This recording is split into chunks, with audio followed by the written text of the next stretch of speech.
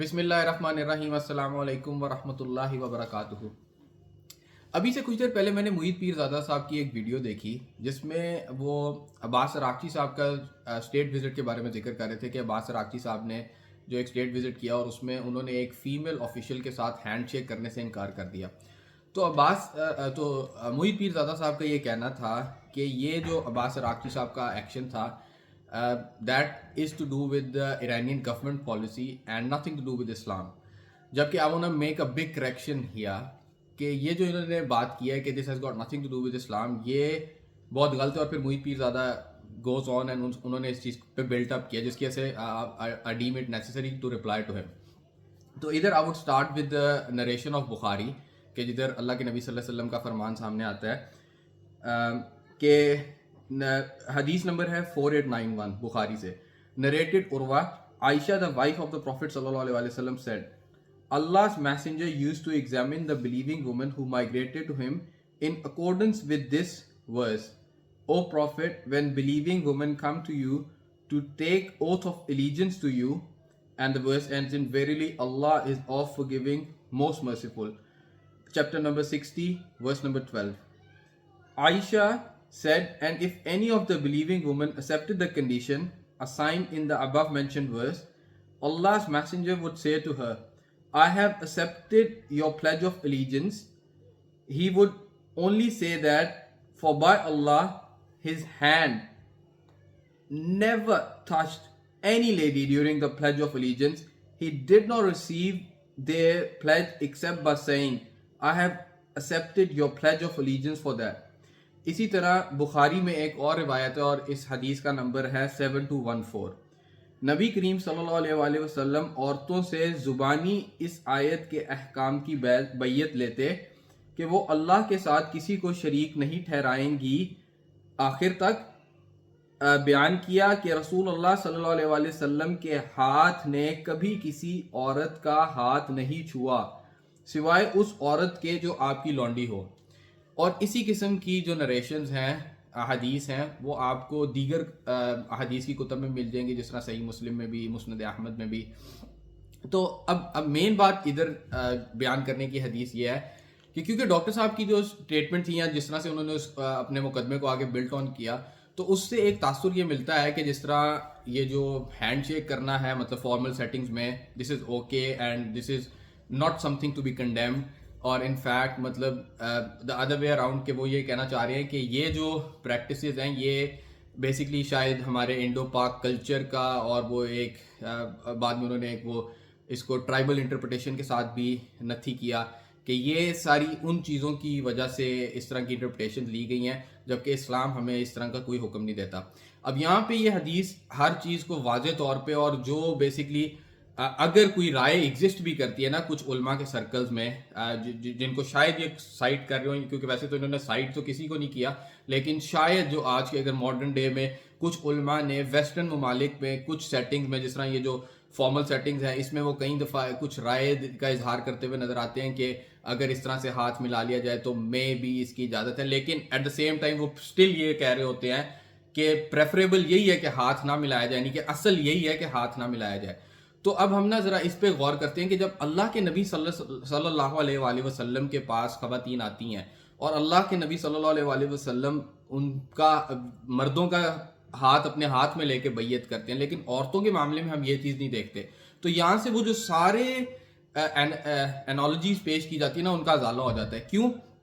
کیونکہ وہ بیس ہی اس بات پہ کرتی ہے کہ آپ کی انٹینشنز خراب نہیں ہے، جس کی وجہ سے آپ ہاتھ اگر ملا لیتے ہیں تو اٹس اوکے، جبکہ اللہ کے نبی صلی اللہ علیہ وآلہ وسلم کے اوپر کوئی شخص گمان بھی کر سکتا ہے کہ اللہ کے نبی صلی اللہ علیہ وآلہ وسلم کی انٹینشنز میں کوئی خرابی آ سکتی ہے، تو اس کا تو ایمان ہی ضائع ہو جائے گا۔ تو ادھر تو وہ بات اپلائی ہی مطلب ہوتی ہی نہیں، یعنی کہ اللہ کے نبی صلی اللہ علیہ وسلم پہ تو ایک چیز اپلائی ہی نہیں ہوتی تھی، اس کے باوجود اللہ کے نبی صلی اللہ علیہ وآلہ وسلم نے وہ نہیں کیا۔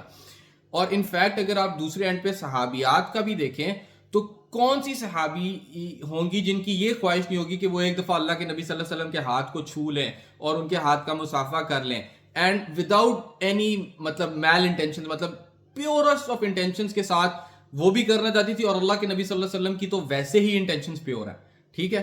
تو اس سب کی بیسس پہ یہ جو انالوجی پیش کی جاتی ہے نا کہ مطلب جو پروفیشنل سیٹنگ میں اگر آپ اس چیز کی گنجائش نکالتے ہیں, اگین وہ ایک گنجائش نکالی جا رہی ہے جس کو کہ ایکسیپٹ نہیں کیا علماء نے, یا کسی بھی مطلب اگر آپ, اور اسی میں تھوڑا سا ایڈ آن کروں گا کہ کیونکہ محیط پیر زادہ نے اس چیز کو بہت سمپلیفائی کیا کہ اگر آپ دیکھیں امام شافعی کے مذہب کو, اور آپ ایزیلی جانتے ہیں کہ جس طرح جو ملیشیا, انڈونیشیا, یہ پورے جو ممالک ہیں یہ امام شافعی کے مذہب پر ہیں.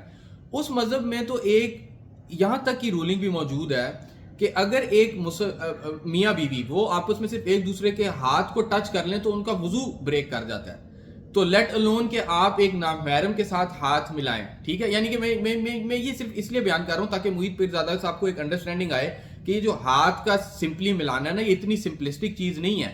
اس میں تو اور بھی مسئلے مسائل میں رولنگ موجود ہیں. بے شک امام ابو حنیفہ کی فقہ میں کوئی یہ رولنگ موجود نہیں ہے, لیکن امام شافعی جن کو فالو کیا جاتا ہے پورے ملیشیا, انڈونیشیا میں, انفیکٹ کچھ عرب خطوں میں بھی مطلب ان کے فالوورز مل جائیں گے. And now that you are here in the US, you can easily find these people, these scholars. Pakistan میں تو شاید آپ کو دوسرے فقہ کے اسکالرز نہ مل پاتے, لیکن ابھی تو آپ کے پاس ایکسیس ہے, آپ کسی بھی فقہ کے اسکالر کے پاس جا سکتے ہیں, میں اٹ بی مالکی, حنفی, شافعی